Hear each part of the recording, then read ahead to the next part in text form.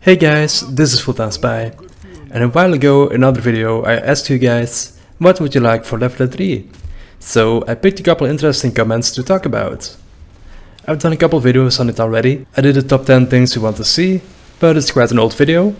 If you want to check it out, the link is in the description. Let me know if you want me to make an updated version with new ideas, because obviously this video was quite old, and at the time of making it I was quite new to doing commentary videos. Anyway, so I asked you guys to leave a comment on what you would like to see. So of course we got the obvious ones like more infected, new survivors, maps, weapons and so on.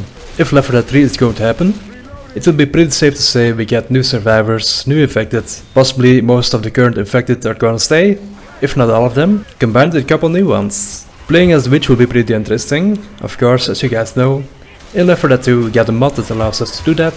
You can walk around, make the witch sit on a very hard spot, like a door opening, and if the survivors only got pistols, it's gonna be very hard for them to deal with that. Not to mention the ability to attack even when she's not startled.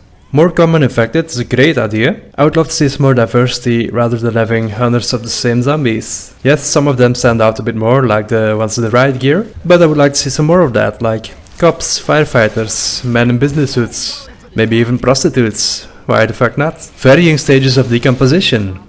Not everyone became a zombie at the same time, so the state of decay is going to be less or more, depending on the time they got infected.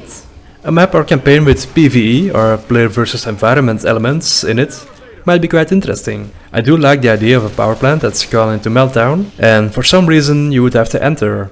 Save up your health kits to the power plant, use them before entering, and then you can find a gas mask or a hazard suit that will stop you from experiencing these radiation effects. Evolving special infected sounds like a lot of fun, but would it really work? Well, we got a game called Evolve, where the monster has to eat the wildlife while evading the hunters. So we can grow to his strongest form, get better attacks, more armor and health. While it does sound like a good idea, I would prefer it to be for regenerating health purposes only, rather than having the ability to evolve, because I think it would make us lose momentum in the gameplay, as it can be hard enough playing with random players to work together, teaming up for a successful attack, and I think this would make it even more difficult. Making levels feel new every time you play them. I know what you're getting at, buddy. Look at Dead by Daylight, for example. Every time you enter a game, the map is going to be different, because it's all procedurally generated. The buildings are the same, only the level design changes, so you can't run straight for that hatch, or in Left 4 Dead of course, the good weapons or health items. Simply said, it's like everything is put into a mixer, scrambled around and then put into a map. So that would be interesting for sure, to keep the game fresh every time you play. If Left 4 Dead 3 ever comes, it's gonna be a Source 2 game. So graphically it should be a huge leap forward, as it's going to be a lot more powerful. I'm a big fan of horror, and gore of course is a part of that. So seeing the intestines or brains much more detailed would be nice. Maybe I'll using melee weapons, see actual damage you inflict, like breaking an eye socket, eyes popping out, dislocating shoulders or breaking bones.